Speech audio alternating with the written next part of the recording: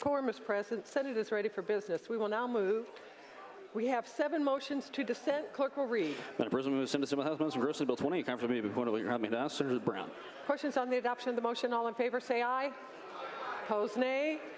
Motion passes. Continue. Madam President, move to send to the House Members Bill 35. Conference meeting before the House. Senator Gaskill. Questions on the adoption of the motion? All in favor say aye. Opposed, nay. Motion passes. Continue. Madam President, send to the House Members Gross Senate Bill 161. The conference meeting before the House. Senator Crider. Questions on the adoption of the motion? All in favor say aye. Opposed, nay. Motion passes. Continue. Madam President, send to the House Members Gross Bill 236. The conference meeting before the House. Senator Say. Questions on the adoption of the motion? All in favor say aye. Opposed, nay. Motion passes. Continue. Madam President, send to the House Members Gross Bill 314. The conference meeting before the House. Senator Gaskill. Questions on the adoption of the motion? All in favor say aye. Opposed, nay. Motion passes. Continue. Madam President, send to the House Members Bill 317. Conference meeting before the House. Senator Say. Questions on the adoption of the motion? All in favor say aye. Opposed, nay. Motion passes. Continue. Madam President, send to House Members Gross Bill 412. Conference meeting before the House. Senator Glick. Questions on the adoption of the motion? All in favor say aye. Opposed, nay. Motion passes. We have 21 reports from the President Pro Tem. Oh, I'm sorry, 21 committee reports.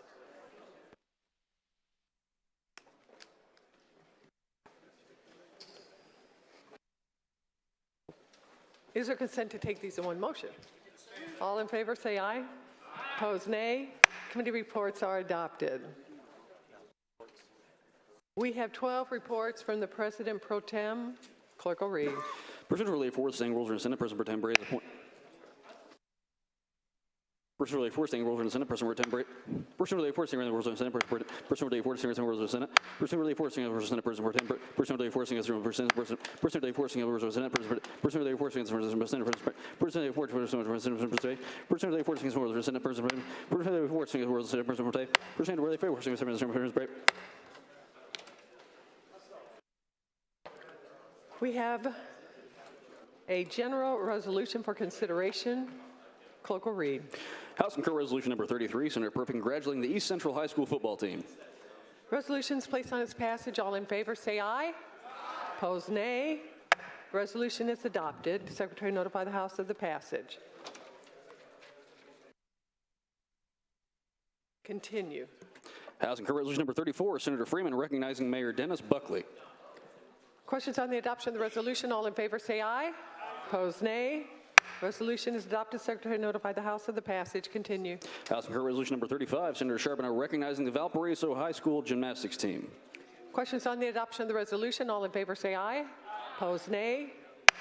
Resolution is adopted. Secretary notify the House of the passage. Continue. House Concurrent Resolution number 36, Senator Raatz recognizing the Hagerstown, Indiana Little League World Series team. Questions on the adoption of the resolution? All in favor say aye. Opposed, nay. Resolutions adopted. Secretary notify the House of the passage. Continue. Senate Resolution number 48, Senator Bassler congratulating Lee Ann Eck. Questions on the adoption of the resolution? All in favor say aye. Opposed, nay. Resolutions adopted. Secretary notify the House of the passage. We have one message from the President Pro Tem. Clerk will read. Madam President, members of the Senate, I have on Thursday, April 13, 2023, signed Senate Enrolled Acts 46, 65, 151, 183, 265, 271, 277, 290, 342, 350, 417, 447, 464, 473, 477, along with HEA 1040, 1041, 1049, 1056, 1142, 1293, 1304, 1308, 1340, 1365, 1417, 1438, 1569, and 1583. President Pro Tem Bray. We have 8 messages from the House. We will now move to the Senate calendar, beginning with Senate concurrent resolutions eligible for adoption. Is there consent to read the roll? Clerk will read the roll. SCR 34, Senator Crider. Senator Crider calls Senate concurrent resolution number 34. Clerk will read. Concurrent resolution. Senator Crider to present the resolution. Thank you, Madam President, members of the Senate. When our former colleague, Senator Houchin, became Congresswoman Houchin, she and I worked together on DNA over the years. She handed this project over to me to kind of finalize. What SCR 34 does is ask the state police to convene a working group to look at rapid DNA. The technology has improved dramatically. It's a tool that law enforcement can use at booking stations, get evidence pretty quickly that will either include somebody in the suspect pool or eliminate them. The technology is fairly expensive, and so this working group will consist of the state police, the lab, Indiana Association of Chiefs of Police, Sheriff's Association, public defenders, IPAC, to look at the technology and see whether or not we need to put some regulation around the use of this technology. So I appreciate your support of SCR 34. Discussion. Questions on the adoption of the resolution? All in favor, say aye. Aye. Opposed, nay. Resolution is adopted. Secretary notify the House of the passage of the resolution. We will now move to House concurrent resolutions eligible for adoption. Clerk will read the roll. House Concurrent Resolution Number 4, Senator Alting.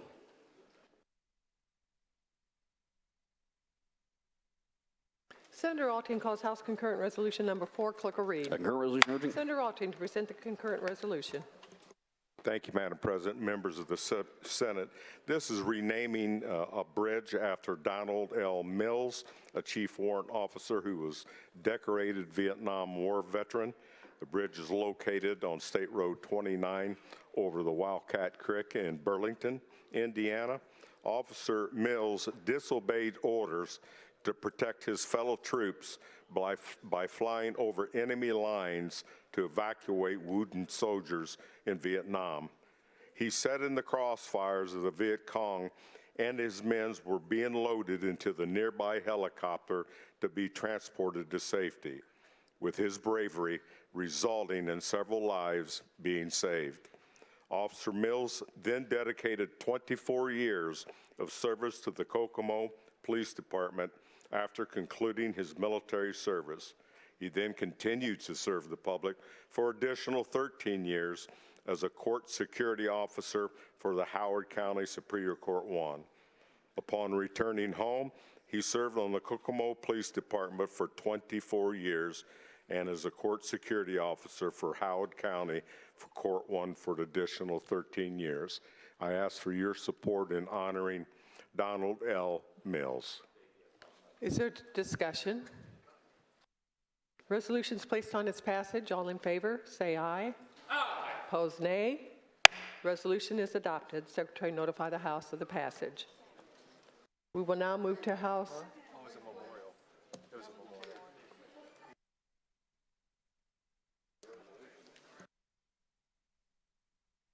We will now move to House bills eligible for second reading.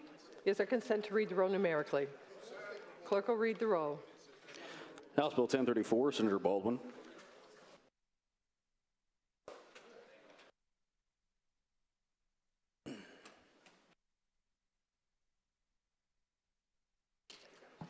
Senator Baldwin. Is there consent to move to the end of the row? Consent granted. Continue. House Bill 1046, Senator Deery. Senator Deery passes. Continue. House Bill 1050, Senator Crider. Senator Crider calls House Bill 1050. Clerk will read. Bill for enactment code concerning motor vehicles. House Bill 1050 is placed on second reading. It is open for amendment. Are there any amendments, Senator Crider?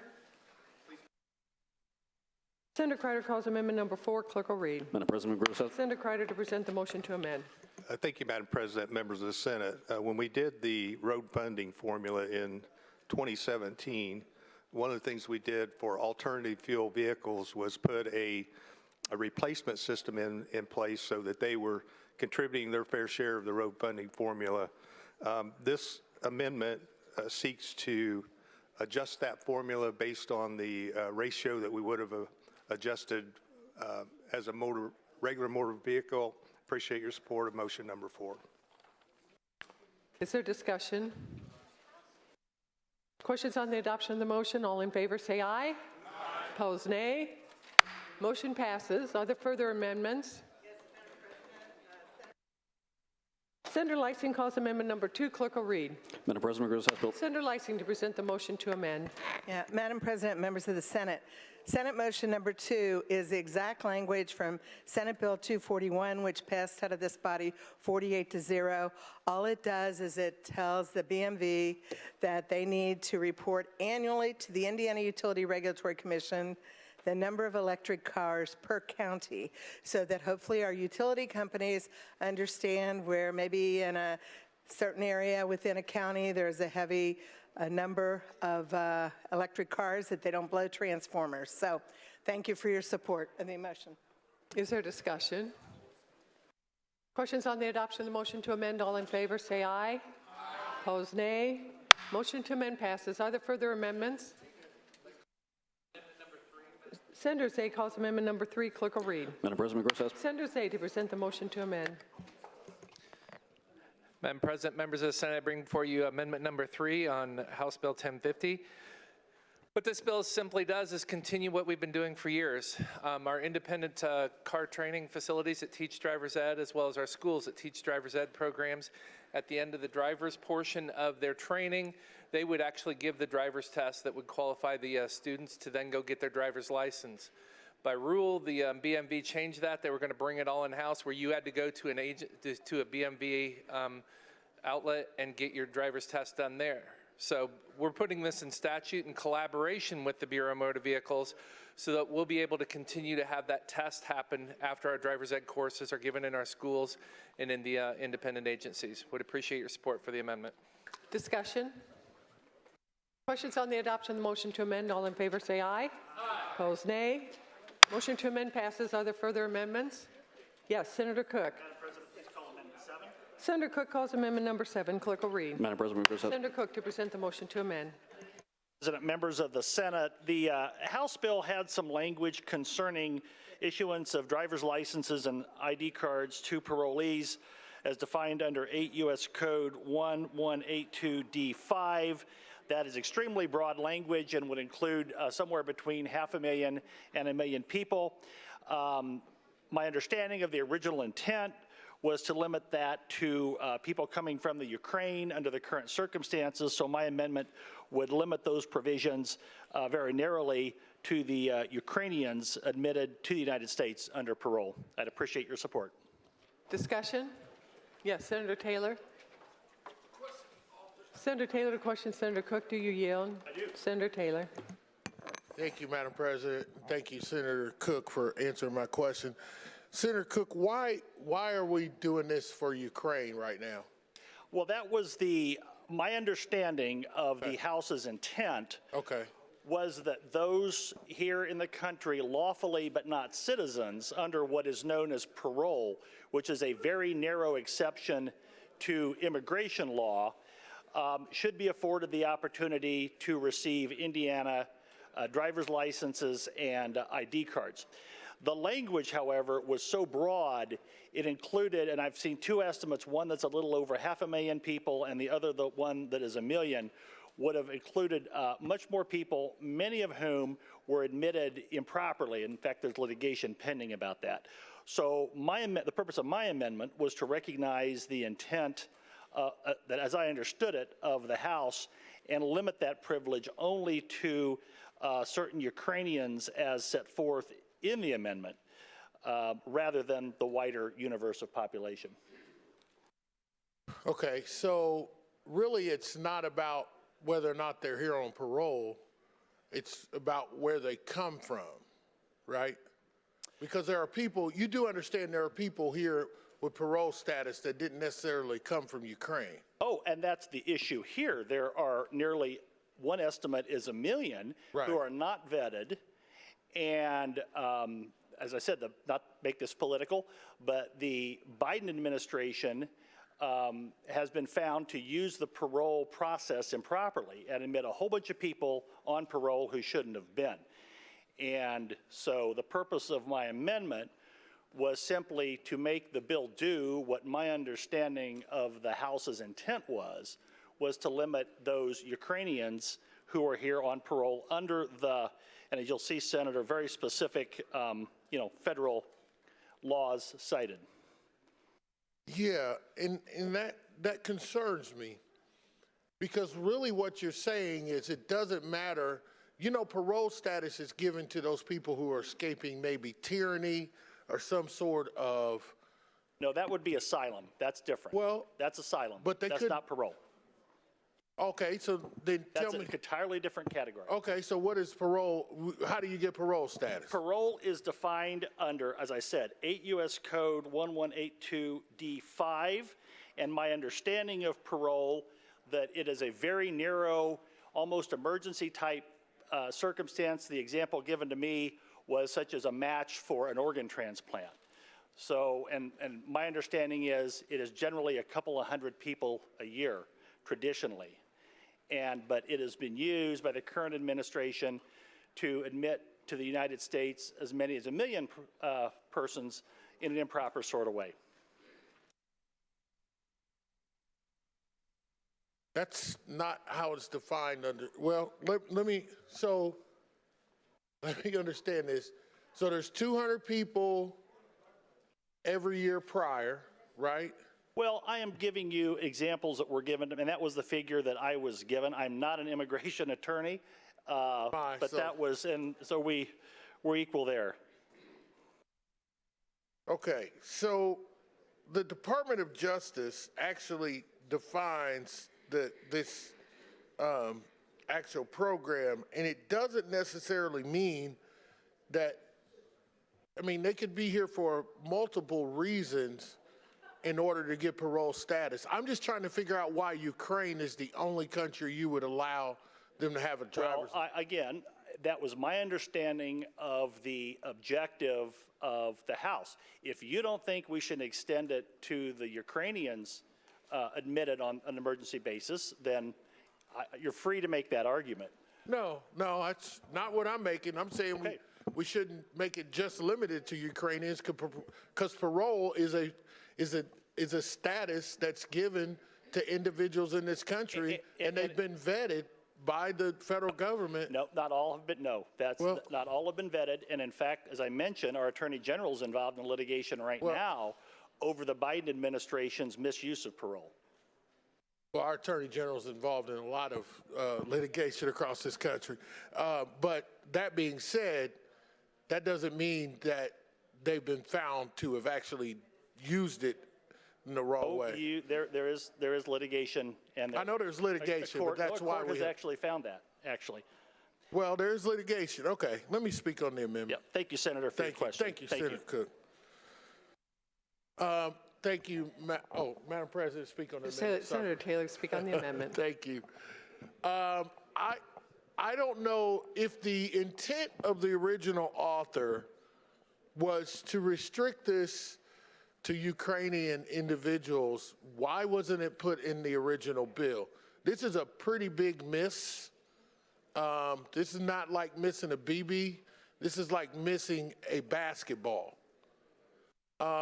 Parole is a status that's federally approved, and anyone that's here on parole should have the same rights as anyone else. It shouldn't matter what country they come from because the parole status is not based on their country. It's based on their individual situation. So if we're going to make it for Ukrainians, we should make it for everybody else too. Thank you. Further discussion, Senator Dorial. Senator Dorial to speak on the amendment. Madam President, ladies and gentlemen of the Senate, I do know that this is the author's original intention because basically we both have a large group of refugees which were given parole status because there's a problem going on in Ukraine, and I think it's a lot of artillery and bombs and things going off, and these people were given status to come here. And unfortunately, the status limited their ability to drive to approximately 2 months. So I have 60-plus families in my district. They have jobs, and all of a sudden, they can't get to their jobs. Their families can't drive to the school. They can't. And they're trying to assimilate while they have this status, and they need this ability so that they can participate in society, which they want to do. Thank you. Further discussion? Senator Koch, would you like to close? Senator Koch waives close. Questions on the adoption of the motion? All in favor say aye. Aye. Opposed, nay. No. Motion passes. Are there further amendments? Yes. Senator Freeman. Call amendment number 5. Senator Freeman calls amendment number 5. Clerk will read. Madam President, House Bill. Senator Freeman to present the motion to amend. Madam President, thank you. Amendment number 5 would prohibit a consolidated city from installing a no turn on red sign. Thank you. Is there discussion? Questions on the adoption of the motion to amend? All in favor say aye. Aye. Opposed, nay. Motion to amend passes. Are there further amendments? Senator Freeman. Call amendment number 6, please. Senator Freeman calls amendment number 6. Clerk will read. Madam President, Senator Freeman to present the motion to amend. Madam President, thank you, members of the Senate. Amendment 6 deals with manufacturer buybacks of vehicles. There's a court case from 2018 that has put some of our code in real question in terms of what is a dealer's responsibility when they sell one of these vehicles. This amendment would make it clear that the obligation of a dealer is to do this on the first resale of that vehicle. I would ask for your support. Discussion? Questions on the adoption of the motion to amend? All in favor say aye. Aye. Opposed, nay. No. Motion to amend passes. Are there further amendments? Chair hears none. Bill's ordered to engrossment. Continue the row. House Bill 1091, Senator Brown. No. Senator Brown has to call down the bill. Senator Brown? Senator Brown, would you like to call down House Bill? Please call down House Bill 1091 for second reading. Senator Brown calls House Bill 1091. Clerk will read. Bill for enactment.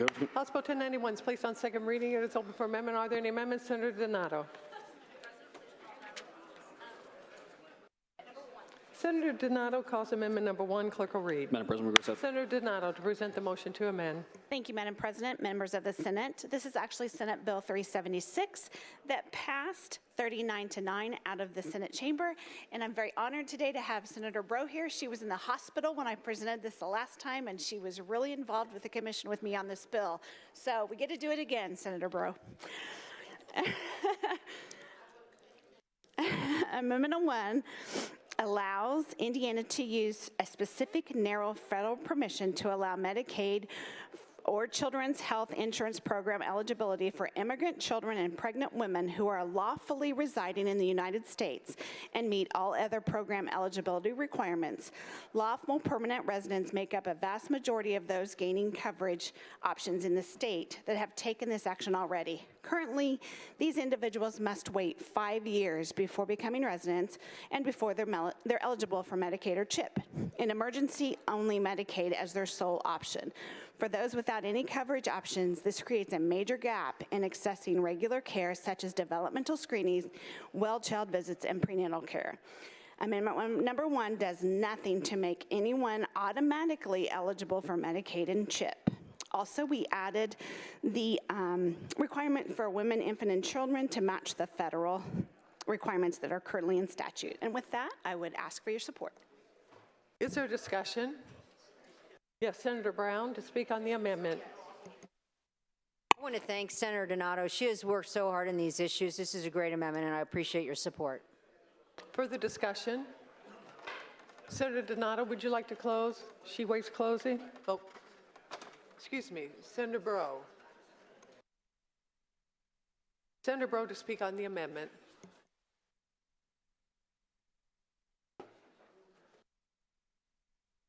I just want to echo Senator Brown's comments about Senator Donato and the work that you've put in this legislation. Further discussion? Questions on the adoption of the motion to amend? All in favor say aye. Aye. Opposed, nay. Motion to amend passes. Are there further amendments?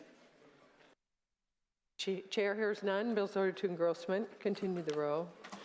House Bill 1125, Senator Gaskill. Senator Gaskill calls House Bill 1125. Clerk will read. Bill for enactment. House Bill 1125 is placed on second reading and is open for amendment. Are there any amendments? Senator Gaskill. Senator Gaskill calls amendment number 1. Clerk will read. Madam President, Senator Gaskill to present the motion to amend. Thank you, Madam President and members of the Senate. House Bill 1125 has to do with insurance requirements in the delivery network field. You might be familiar with Uber Eats, DoorDash, Grubhub, et cetera, and other delivery companies. And the bill sets the minimum liability requirements that are required in two different periods. One is the delivery available period, when the driver has the app turned on and is available to accept orders. The second is the delivery service period, when the driver is actually en route to pick up an order or delivering it. And in discussing this with stakeholders and looking at the liability requirements, in one area we felt like perhaps they were a little bit too high, in another area a little bit too low. And so this amendment seeks to remedy that and change the underlying insurance requirements. Would appreciate your support, and am available for questions. Discussion? Questions on the adoption of the motion to amend? All in favor say aye. Aye. Opposed, nay. Motion to amend passes. Are there further amendments? Chair hears none. Bills ordered to engrossment. Continue the row. House Bill 1156, Senator Raatz.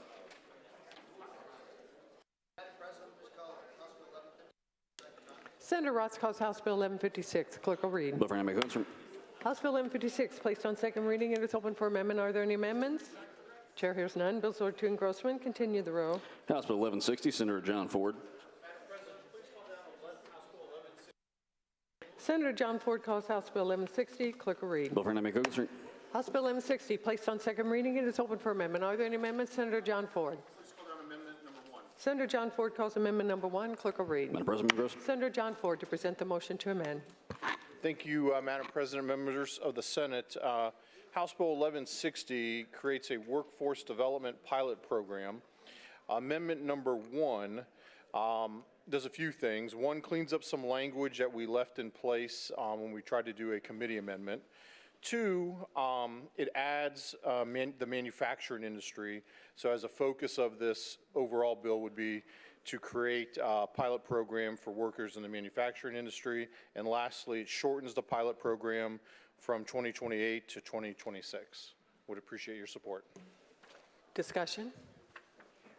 Questions on the adoption of the motion to amend? All in favor say aye. Aye. Opposed, nay. Motion to amend passes. Are there further amendments?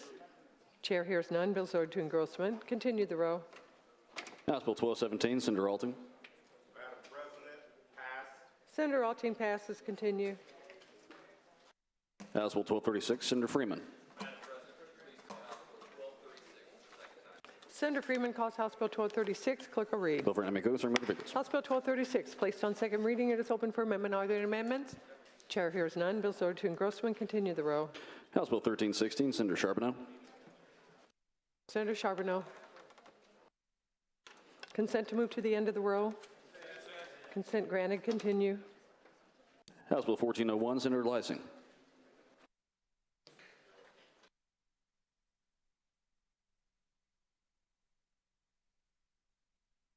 Senator Leising calls House Bill 1401. Clerk will read. Bill for Animal Concern. House Bill 1401 is placed on second reading. It is open for amendment. Are there any amendments? Chair hears none. Bills ordered to engrossment. Continue the row. House Bill 1483, Senator Raatz.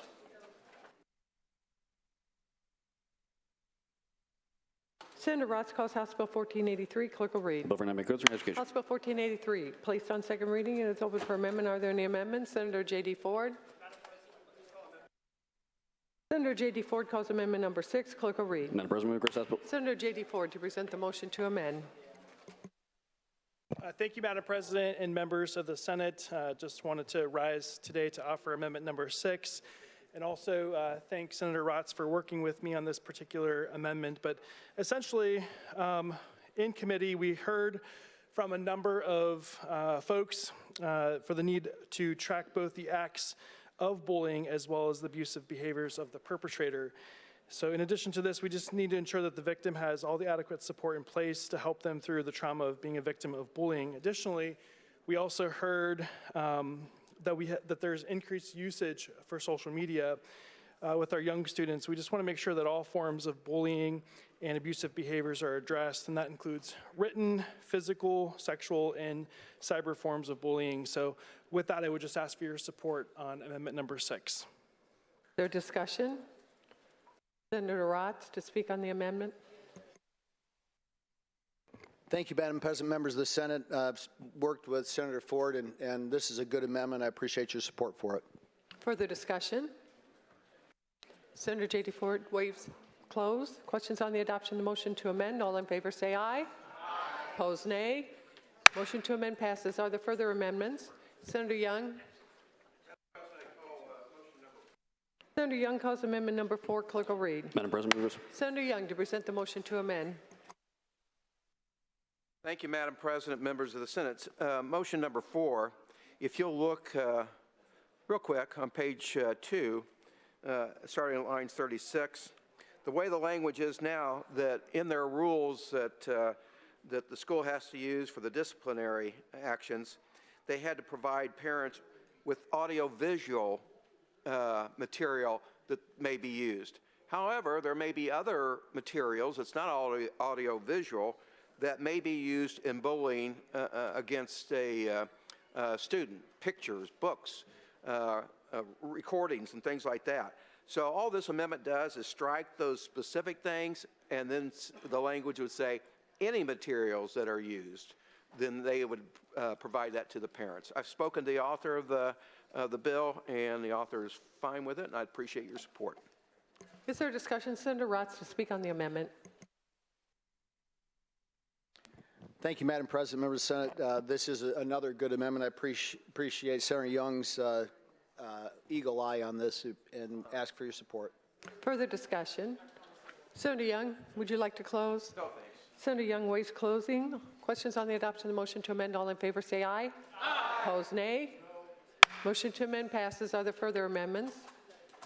Chair hears none. Bill's ordered to engrossment. Continue the row. House Bill 1499, Senator Holdman. Senator Holdman passes. Continue. House Bill 1512, Senator Messmer. Senator Messmer calls House Bill 1512. Clerk will read. Bill for Animal Codes. House Bill 1512 is placed on second reading and is open for amendment. Are there amendments? Senator Messmer. Senator Messmer calls amendment number 1. Clerk will read. Madam President, Senator Messmer to present the motion to amend. Thank you, Madam President, members of the Senate. This amendment requires companies that are applying for grants under this recycling program to have matching funds with their grant, and the amount of the match will be determined by the Indiana Recycling Market and Development Board. And it asks for a study committee on various solid waste, incineration, and recycling programs over the interim. With that, I'd ask for your support. Is there discussion? Questions on the adoption of the motion to amend? All in favor say aye. Aye. Opposed, nay. Motion to amend passes. Are there further amendments? Chair hears none. Bill's ordered to engrossment. Continue the row. House Bill 1639, Senator Glick. Madam President, please call House Bill 1639 for second reading. Senator Glick calls House Bill 1639. Clerk will read. Bill for Animal Codes. House Bill 1639 placed on second reading and it's open for amendment. Are there any amendments? Senator Glick. Yes, ma'am. Please call amendment number 1. Senator Glick calls amendment number 1. Clerk will read. Madam President, moves the question. Senator Glick to present the motion to amend. Ladies and gentlemen, this is a amendment number 1 would provide that a special assessment that might be asked for or desired in a watershed development would have to go through a thorough vetting process by the local Basin Commission or the Watershed Development Commission, and therefore it's listed in this bill would restrict it to those items in statute in place now so that we wouldn't have unnecessary assessments assessed. That's the amendment. Is there discussion? Questions on the adoption of the motion to amend? All in favor say aye. Aye. Opposed, nay. Motion to amend passes. Are there further amendments?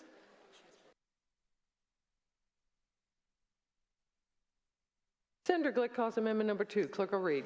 Madam President, Bill. Senator Glick to present the motion to amend.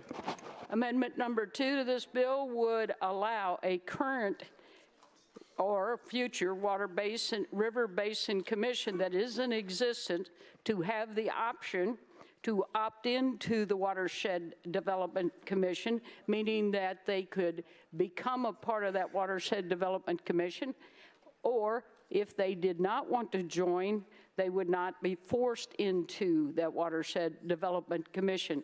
If a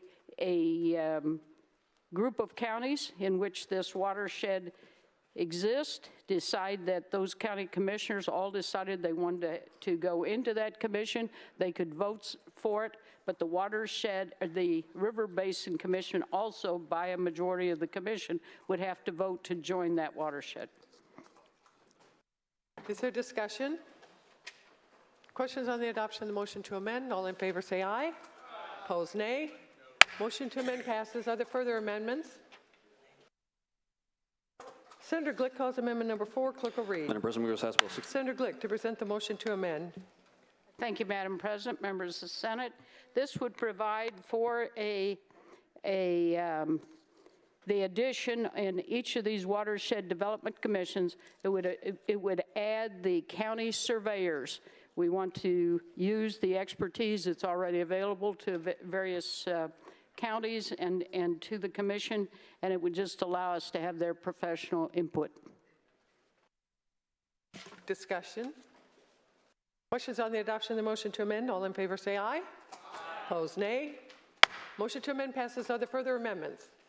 Chair hears none. Bills ordered to engrossment. Continue the row. House Bill 1034, Senator Baldwin.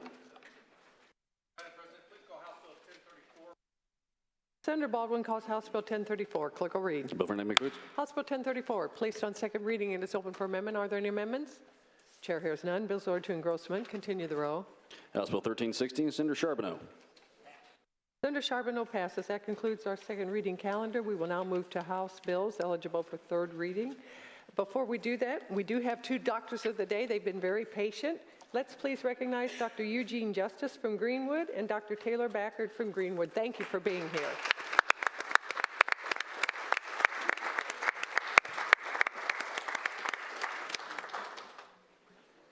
Is there consent to read the row numerically? Consent. Clerk will read the row. House Bill 1008, Senator Holdman. Senator Holdman calls House Bill 1008. Clerk will read. Bill for name includes certain pensions. Senator Holdman to present the bill. Thank you, Madam President, members of the Senate. House Bill 1008 deals with pension investments. It does not apply to, or it does apply, excuse me, to PERF, TURF, and the Police and Fire Fund in 1977. It does not apply to defined contribution plans and no annuity savings accounts, no state police, no defined contribution, as I said, no private equity funds, and would ask for your support of the legislation. Thank you. Is there discussion? Yes, Senator Pohl. Senator Pohl is recognized to speak on the bill. Thank you, Madam President, my esteemed colleagues. I want to thank Senator Holdman. Actually, I'm surprised that my approach on this, but the idea that I liked your bill a lot better than I like this bill.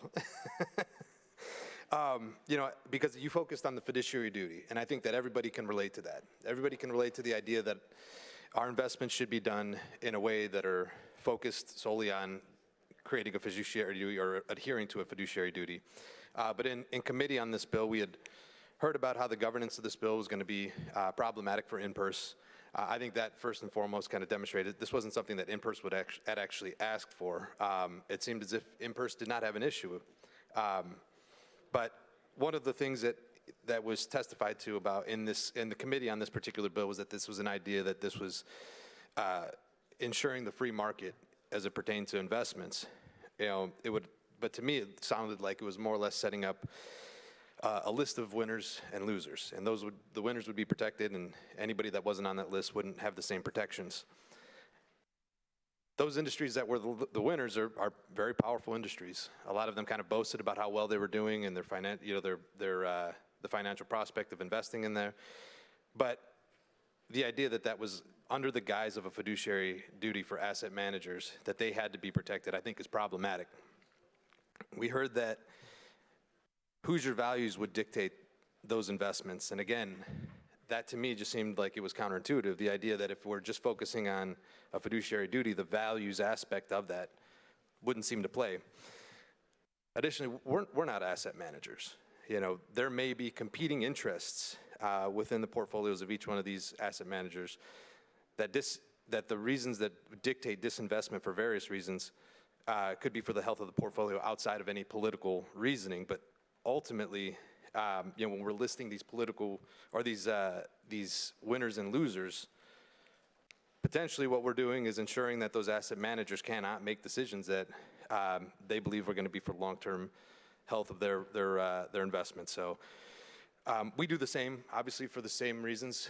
You know, we had a bill earlier this year that pertained to disinvestment, you know, with certain countries. You know, and it's just, to me, just kind of smacks of, you know, do as we say, but not as we do. As I'd mentioned earlier, InPers didn't ask for this, and the governance of this is going to be problematic. You know, setting up an ad hoc group of individuals or ad hoc list, I think is problematic, because what we'll end up having is people lobbying, you know, different industries that'll be lobbying to be added to this list as it begins to get created. So for that reason, I'm voting against it, and I encourage you to as well. Thank you. Further discussion? Yes, Senator Niezgodski. Senator Niezgodski is recognized to speak on the bill. Thanks, Madam President, members of the Senate. I can't find a comfort zone with this bill. As Senator Pohl mentioned, Senator Holdman, I did support Senate Bill 292. I was in support of that because its express desire was still to do what is going to be maximize the investments in the fund, InPers funds or your pension funds. Earlier in my time in the House, I authored legislation against so we could not divest we had to divest our pension funds from terror sponsoring states. I support that kind of legislation. I support divesting from legislation that we know from states or nations that are enemies. I think this just steps into a little bit of a different realm that could potentially stretch the fiduciary responsibilities of trustees, and for that reason, I have to oppose it. Further discussion? Senator Holdman waives close. Bill is placed on its passage. A machine is open.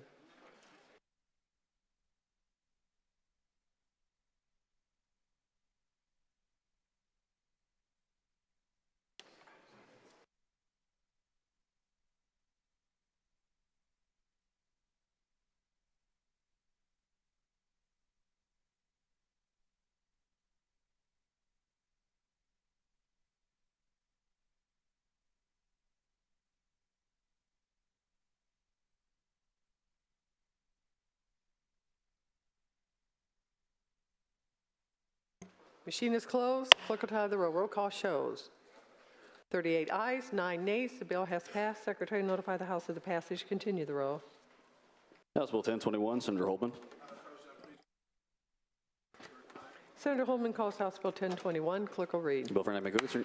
Senator Holdman to present the bill. Thank you, Madam President, members of the Senate.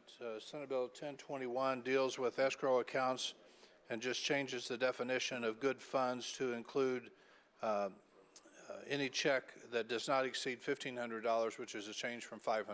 I'd ask for your support of House Bill 1051. Thank you. Discussion. The bill is placed on its passage. A machine is open.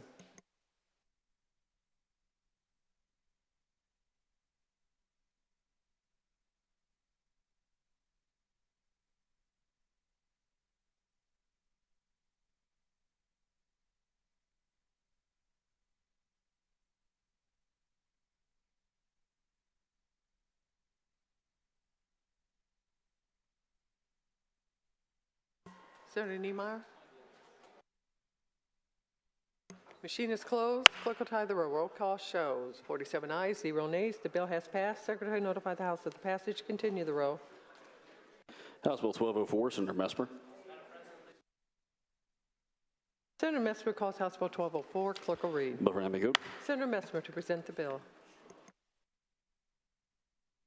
Thank you, Madam President, member of the Senate. House Bill 1204 is a great bill. It fixes some issues that have popped up in the past year with Department of Revenue assessing $10,000 fines on trucks that were overweight limit, even by as little as 100 pounds. What this bill does, it allows triaxle trucks hauling aggregate material to have a 10% per axle variation as long as their total weight is under the gross limit. It prohibits the Department of Revenue from assessing a fine on any truck that has not issued a ticket from the state police. It stages in the fines based on the level the truck is overweight, eliminating the 10,000 pound occurrence or $10,000 occurrence that was being practiced by the DOR this past year. And it asks for a study committee on the overweight loads and the impact on our roads. And with that, I'd ask for your support. Discussion. The bill is placed on its passage. The machine is open.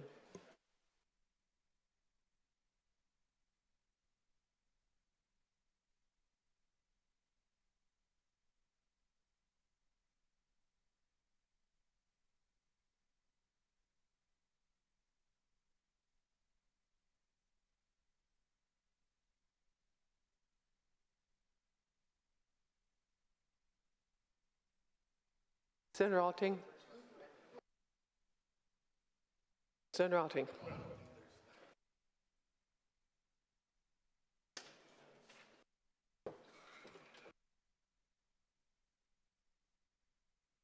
Machine is closed. Clerk will tally the roll. Roll call shows 47 ayes, 0 nays. The bill has passed. Secretary notify the House of the passage. Continue the roll. House Bill 1454, Senator Bassler.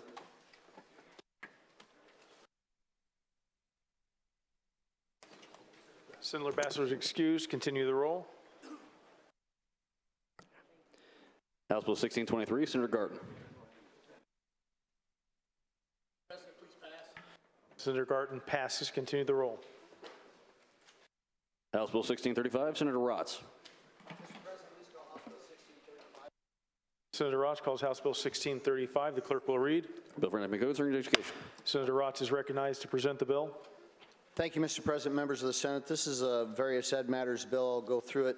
There are multiple items in it. One, it requires the local graduation rate to be posted on their district's local website. It also caps graduation waiver rates at 9% for the 23-24 school year, 6% for 24-25, and 3% after that. It also adds language to help with teacher shortage by allowing adjuncts in charters and non-pubs. It requires State Board to develop and adopt rules for real-world application, project and inquiry-based learning courses for Algebra 1, Algebra 2, and Geometry. It also requires State Board to update guidance on Armed Forces, or ASVAB, as a graduation pathway. Students who choose the ASVAB as a pathway for graduation must sign a form of intent created by the Department of Ed. Required by federal law, no more than 1% of a district cohort that receives an alternative diploma can be counted in the district graduation rate calculation. Also, a statement that school districts, when they send home immunization notifications, that is clearly defined those which are required and those which are voluntary, and also requires the Department of Ed to develop a proposed performance designation utilizing the A through F as we move forward. And with that, I appreciate your support for House Bill 1635. Is there discussion on the bill? The bill is placed upon its passage. The machine is open.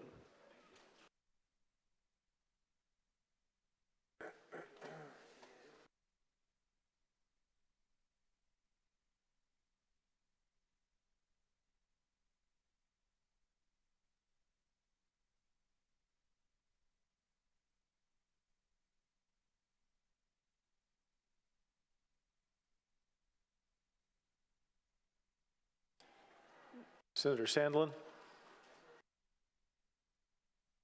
Senator Toms.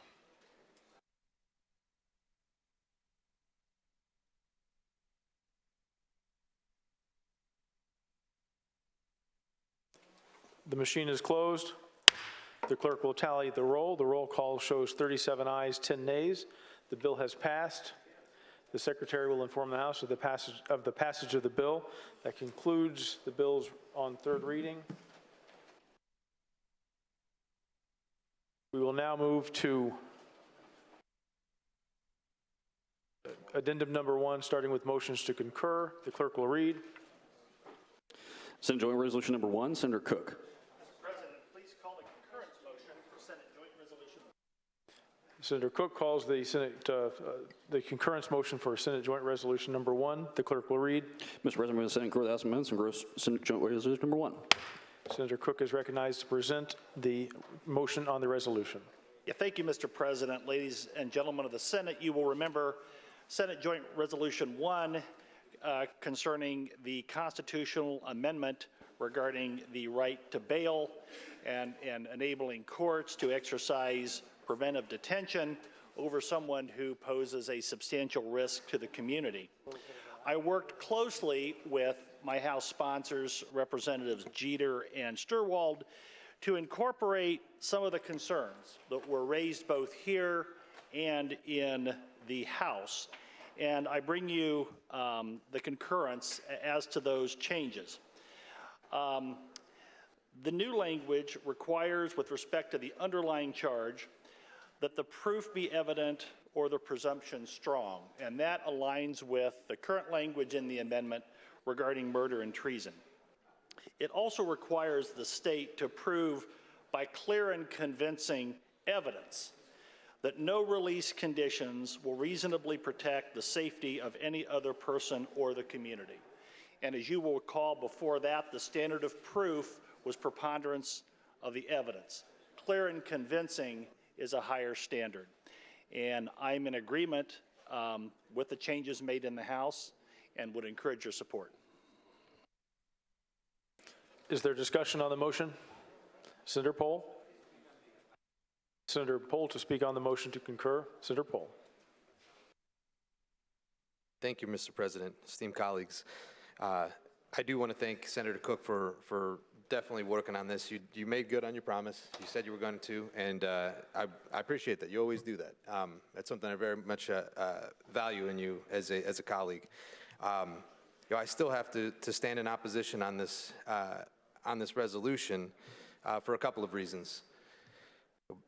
Denying bail to an individual essentially throws that person's life into jeopardy in a way that I don't think we can really truly appreciate. You know, those of us that are in this chamber, you know, we've probably never been put in that situation, but the idea that you would have to sit in jail until you went to trial, which, you know, we had a discussion on this when this was in the Senate the first time, but that may be 70 days if you ask for a speedy trial, but then at that point you risk not putting together a really great defense. In the interim, you're likely going to lose your job. You're probably going to, if you have custody of your children and you're a single parent, you're likely going to lose custody of your children. But I think more importantly is you're not going to be able to provide yourself a defense, or at least participate in your defense, or maybe even be able to fund your own defense. You may have to rely on likely an overworked public defender. That without having been convicted of a crime. Now, I do appreciate the idea that there has to be clear and convincing evidence. You know, that is an improvement, but ultimately, my biggest concern with this bill is that it doesn't necessarily apply to the underlying offense. You know, if we had limited this to serious violent crimes, somebody who committed an armed robbery, you know, somebody that had committed, you know, a sexual battery or something that was at least defined, because our framers intended to do that. Our framers specifically stated murder and treason. Those are the only two that this would apply to. But we've essentially now are opening that up, potentially to any crime, as long as these other factors apply. Now, I don't know about you, but that really worries me, because those factors that are listed here, you know, it just has to be clear and convincing evidence that there was, of proof of your guilt, but of what?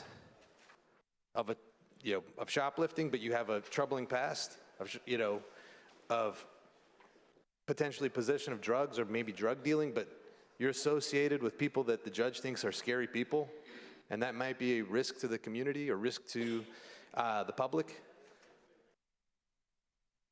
I don't know about you, but that really, really irks me. That does not sit well with me. The idea that somebody could have their life, before they're ever convicted of a crime, essentially taken away from them, simply based on facts, potentially subjective facts here.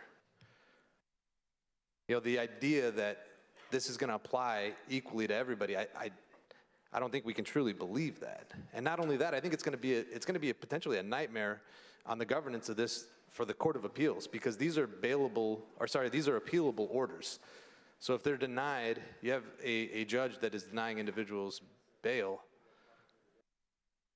for whatever offense that they are charged with, and they're just deemed to be kind of a scary person because they own too many guns or they're associated with some sort of group.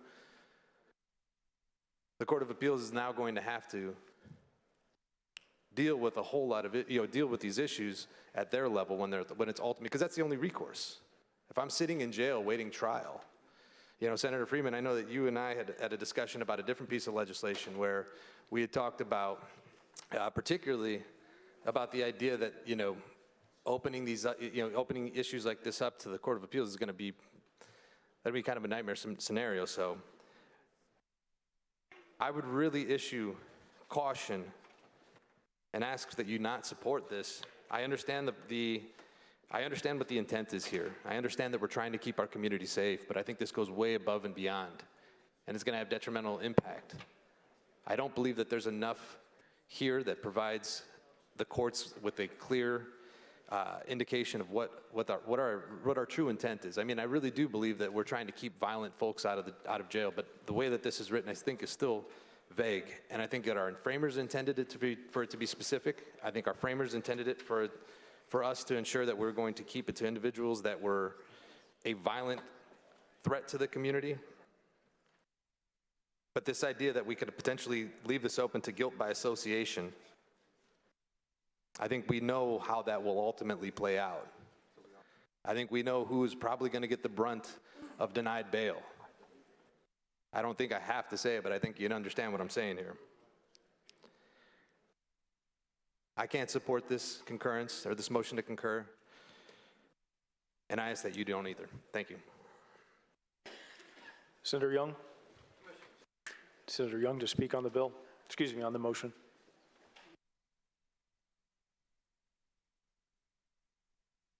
Thank you, Mr. President and members of the Senate. You got to be kidding me.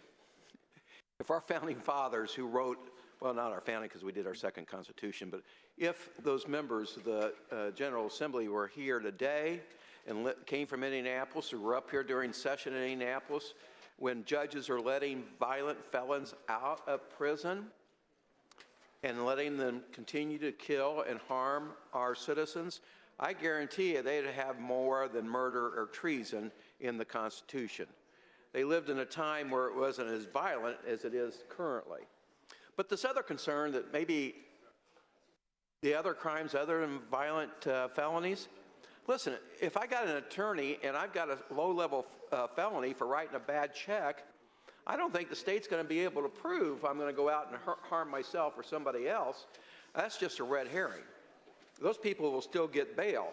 But there is no reason in the world not to have a court look at that issue and decide whether or not this person's going to be a harm to themselves, which is my concern, and also a harm to somebody else. There is nothing wrong with this. There's nothing wrong with this idea at all to keep people behind bars until their trial if they're likely to harm somebody or themselves. And remember this, the state has to prove it.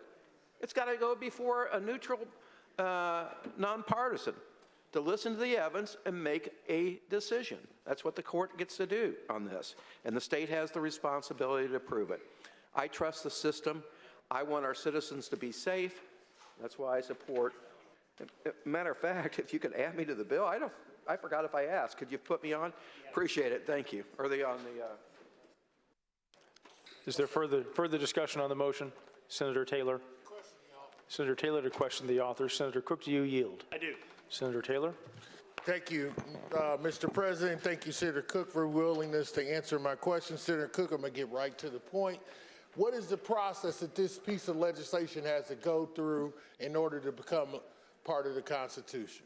You stole my closing argument, Senator Taylor. Thank you for the question, and I do want to remind the body, this is the first step of what is and should be a fairly long process, which is adoption by 2 consecutively elected General Assemblies of the identical language, and finally ratification by the people of the state of Indiana at the following general election. Okay. So what if we find out that this was a bad move? What does it take for us to undo this joint resolution? Well, I think I won't use the word difficulty of the process, but the length of the process and the number of different sets of eyes that get to look at it and opine on it every step of the way are designed to minimize or mitigate the potential that this, in your words, is a bad move. Well, do they get to change it? If the language, so let me, you talked about the eyes that looked at it. So let's say we come back next year and we change the language. Does the process start all over again? No, we would still be on track. So we could. If we change the language, we still be on track? Yes, it would. We could change the language next year and we would still be on track. Because it's the next general election? Correct. Okay, so, but it wouldn't be until 2026, 2025? 2024 would be the following general election after the next General Assembly adopts it. So it would depend upon what year that second General Assembly would adopt the resolution. Okay, so you're saying we could change the resolution in 2024? And still be on track. And still be on track. Doesn't it have to be the same language and then go to the ballot? It wouldn't have to be, well, then the next General Assembly would have to adopt the same language that if we changed it next year, what it looked like to stay on track. Right, to stay on track to 25. Yeah. So there are lots of opportunities along the way to vet this language. But there's a lot of opportunities, a lot of steps we have to go through to undo it, right? Agree with that? If it became an amendment, we would have to essentially reverse engineer the same process. So we'd have to go back through 2 General Assemblies and to the citizens again if we find out this is used. That is correct. All right, so let's talk about the use of bail in the state of Indiana. Would it surprise you to understand that bail in the state of Indiana disproportionately affects people of color? Some to tunes of 30, recent study in 2022, that bail has a 34% higher rate for people who are black. I've heard you say that on many occasions here in the chamber. Does that shock you, or does it sound accurate? Like Senator Young, I have a lot of faith in our judges and our court system. Oh, really? But aren't these the same judges that are actually putting this bail together? I mean, right now we have a bail system, right? We do. These same judges that for the last 3 years have been charging people of color, Latinos 19% higher, blacks 34% higher bail, you trust them now to apply the language that you have in this bill to not discriminate again? I do trust our court system, and if your inferences is that we have judges and higher court judges who are racist, I'm going to disagree with that, and I'm going to push back on that. I never used the R word. As a matter of fact, There was an inference. I'm going to push back if that was the inference. No, the inference is not. I'm speaking facts. I didn't do the study. I'm just speaking facts for you. How about this one? Let's talk about the language in the legislation so I can further emphasize how important it is that we're careful when we talk about this. It says that an offense other than murder or treason shall be bailable if the state proves by clear and convincing evidence that no release condition will reasonably protect the safety of any other person or the community. And you're saying that changing that to clear and convincing evidence gives you more confidence that no judge would be able to prove clear and convincing evidence unless they had it, right? It's actually a 2-part test. Okay. The first part is at page 2, line 2, where with respect to the underlying charge, the prosecution would have to show that the proof is evident or the presumption is strong, just like the prosecutor would have to do with the charge of murder and treason. Then there's an and then it's what you read between lines 3 and 5. The Right. state would have the burden, as they should, of proving by clear and convincing evidence that no release conditions will reasonably protect the safety of any other person or the community. Now, let me ask you a question. Are any of those things that you have asked the court to review objective in your mind? I'm not sure that anything before a court is, as you know, a fact finder and a finder of fact. Right. And so I don't know that within law, a profession that you and I both been in a long time, is like math or science, where Right. there is an objective test. So there's human subjectivity to it. We give our courts, just by the nature of the institution, discretion. We give them guidance by statute.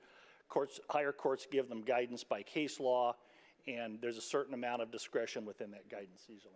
And I agree with you. Do you think in some situations that discretion can be abused by our court system? If there, as Senator Young alluded to, if there's an abuse of discretion, that can be taken up to the Court of Appeals. Okay.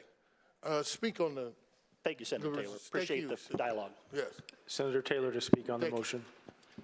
Thank you, Mr. President, members of the Senate. For those people who heard my discussion with Senator Cook, I want to make it very clear. I never have implied, nor do I want to imply, that our court system is racist or our judges. Did I say that clear enough?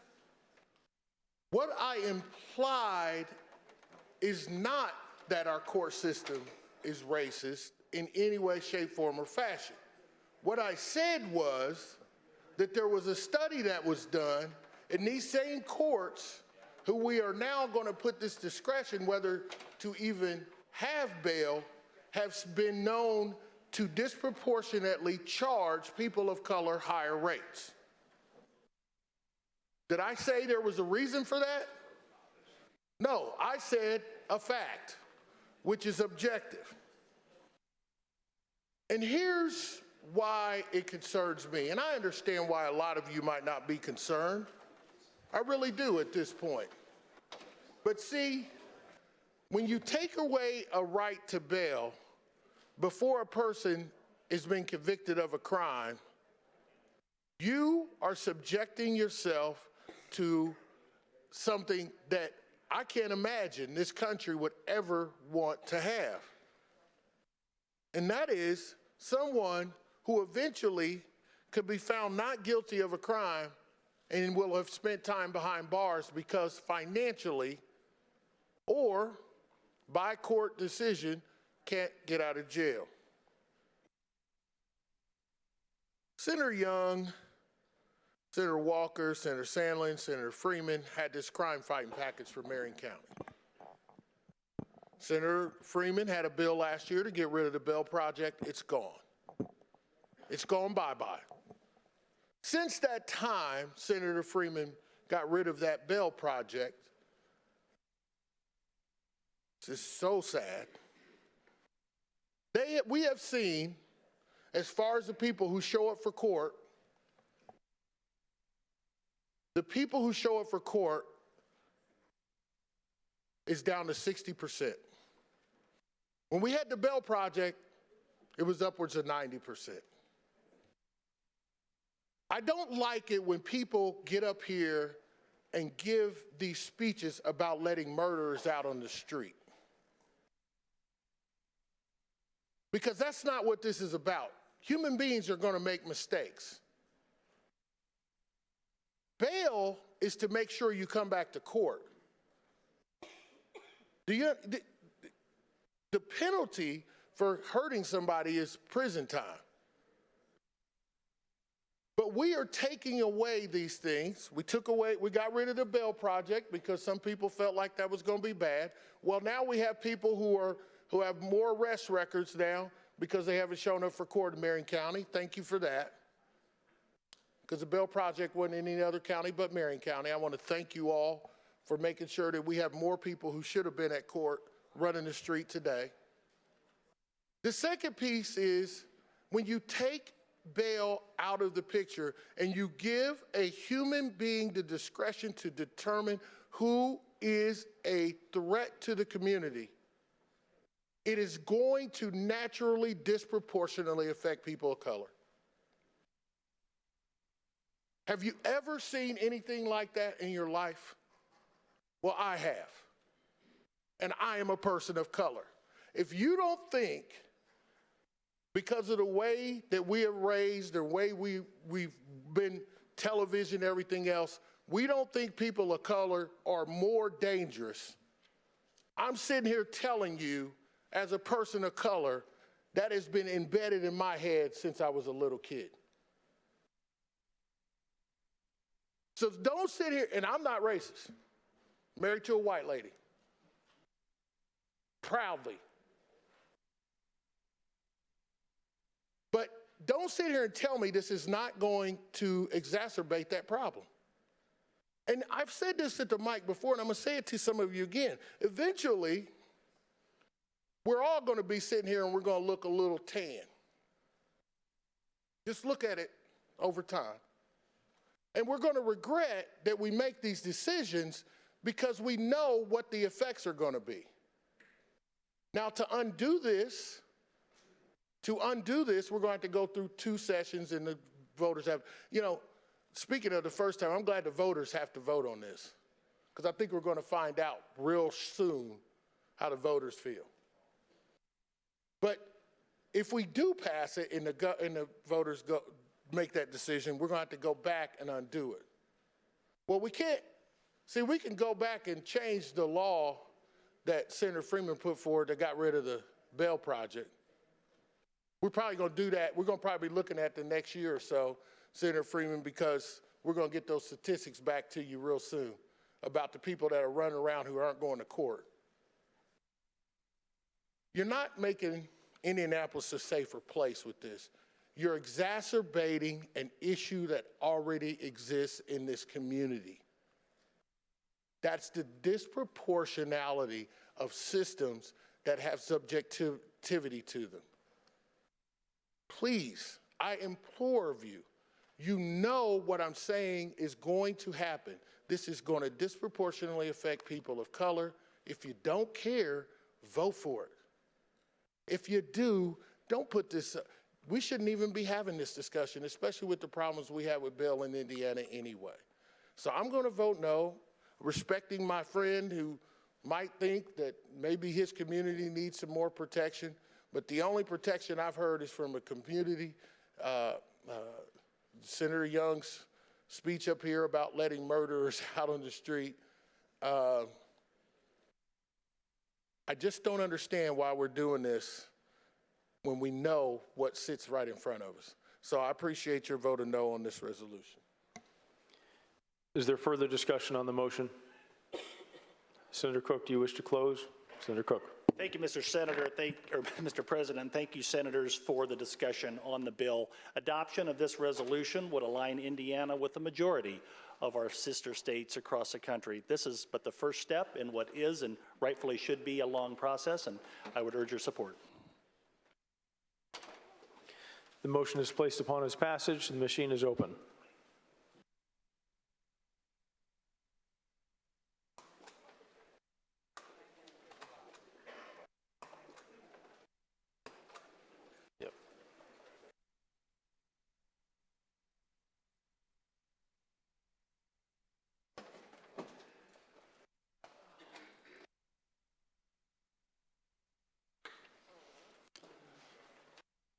Senator Buck.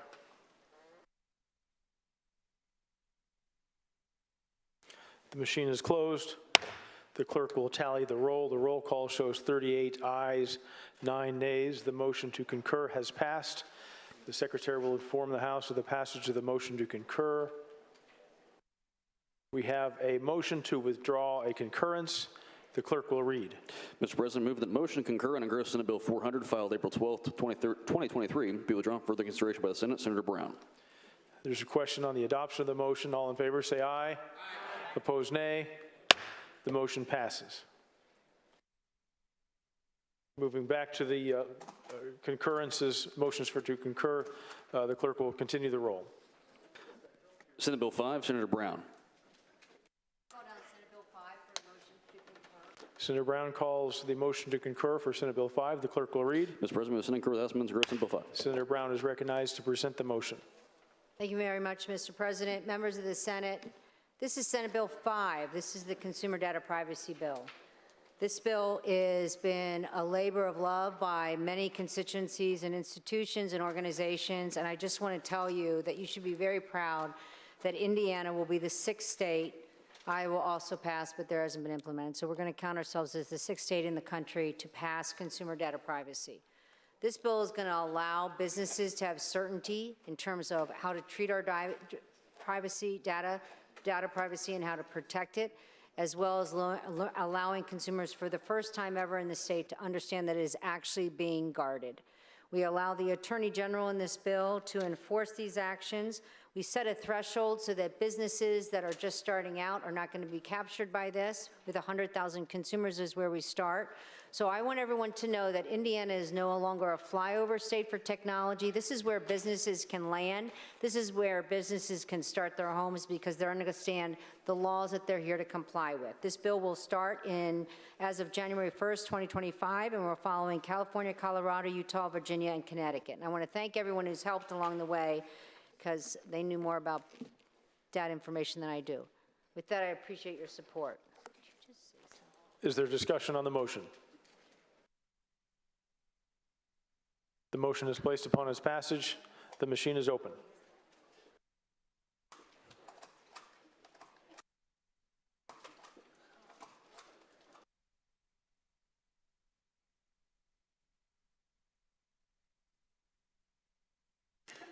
Senator Breaux.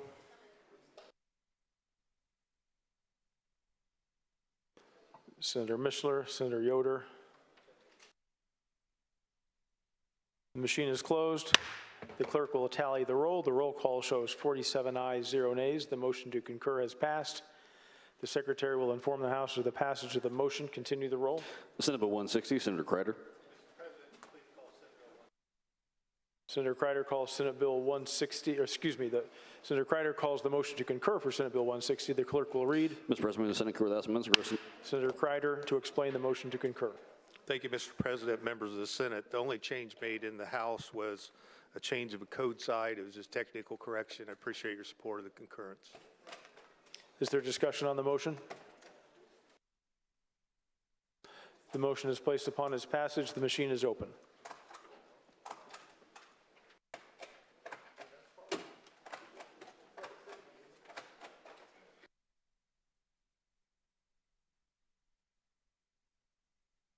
Senator Perfect.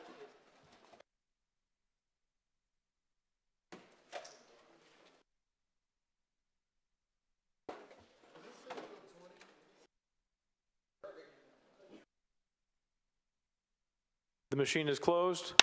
The clerk will tally the roll. The roll call shows 46 ayes, 1 nay. The motion to concur has passed. The secretary will inform the House of the passage of the motion. Continue the roll. Senate Bill 166, Senator Dorio. Senator Dorio calls the motion to concur for Senate Bill 166. The clerk will read. Mr. President, the Senate concur with House Amendments. Senator Dorio to explain the motion to concur.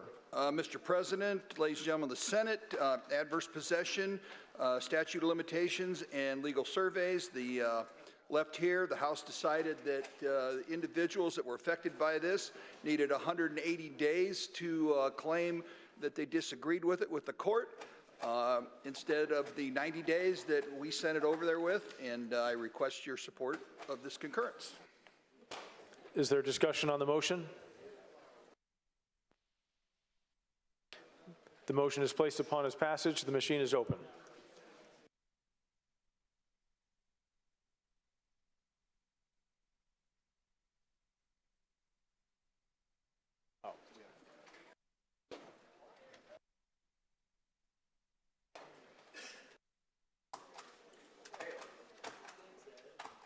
Senator Becker, Senator Alting.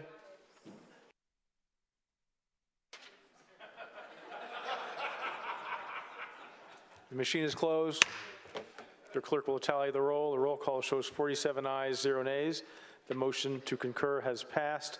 The secretary will inform the House of the passage of the motion. Continue the roll. Senate Bill 180, Senator Koch.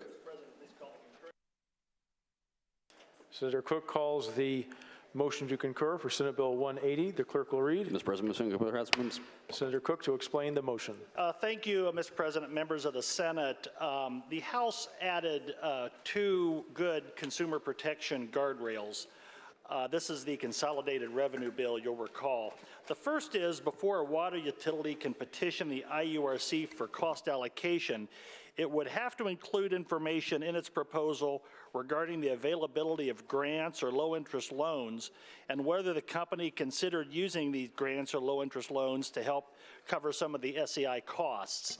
The second change was a transparency initiative, which would, if the commission did approve the allocation of costs, then on the consumer's monthly bill, there would be a line item specifying the amount of that adjustment rider, which I think is really good. So I would encourage your support of the concurrence. Is there discussion on the motion? The motion is placed upon its passage. The machine is open.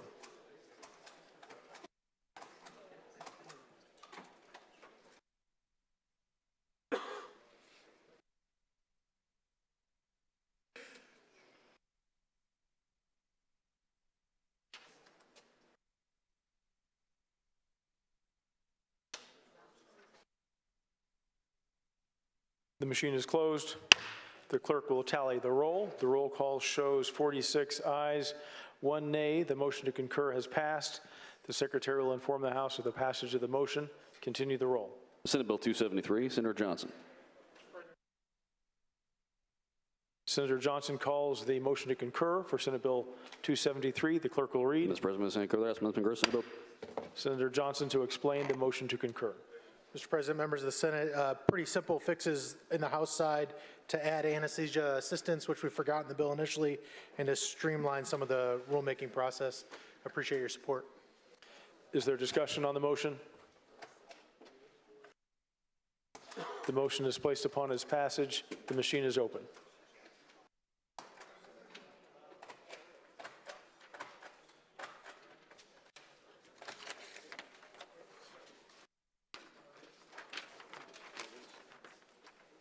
Pardon?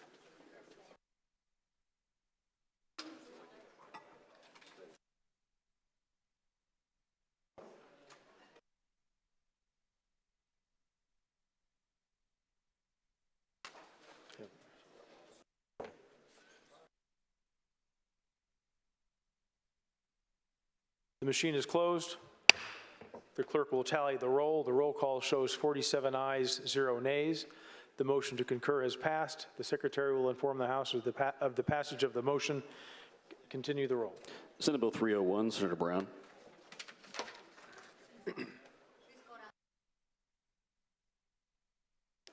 Senator Brown calls the motion to concur on Senate Bill 301. The clerk will read. Mr. President, Senator Cruz. Senator Brown is recognized to explain the motion.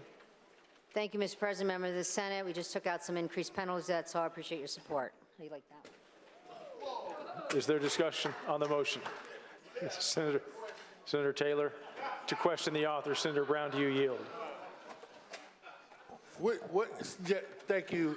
I'm thinking about it. Senator Taylor. Yes, I will yield. For one question. Okay, One question. thank you, Mr. President and Senator Brown for your agreement. What did you just say? I asked you to concur. Okay, speak on the bill. Senator Taylor. I usually don't stand up here and support bills that increase penalties, but this is what I'm going to support. Thank you, Senator Brown, for this legislation. Senator Brown, do you wish to close? The motion is placed upon its passage. The machine is open.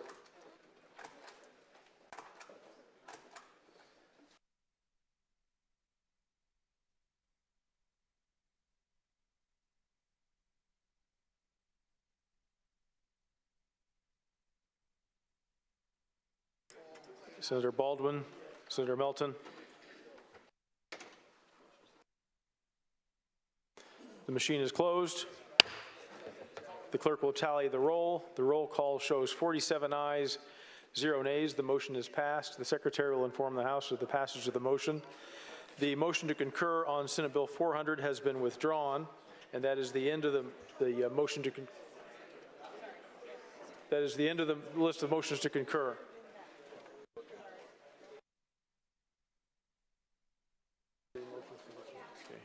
We have 3 motions to dissent. The clerk will read. Mr. President, with the dissent with the House moves and grows Senate Bill 8, and the conference may be appointed for like minute House Senator Charbonneau. The question is on the adoption of the motion. All in favor say aye. Aye. Opposed, nay. The motion passes. The clerk will read. Mr. President, with the dissent with the House moves and grows Senate Bill 400, conference may be appointed for like minute House Senator Brown. The question is on the adoption of the motion. All in favor say aye. Aye. Opposed, nay. The motion passes. The clerk will read. Mr. President, with the dissent with the House moves and grows Senate Bill 414, and conference may be appointed for like minute House Senator Byrne. The question is on the adoption of the motion. All in favor say aye. Aye. Opposed, nay. The motion passes. We have author motions. Is there consent to take these in one motion? All in favor of the motion to adopt author motions say aye. Aye. Opposed, nay. The motion passes. Is there any further business to come before the Senate? Please, no. Senator Holdman. Senator Holdman, just a moment.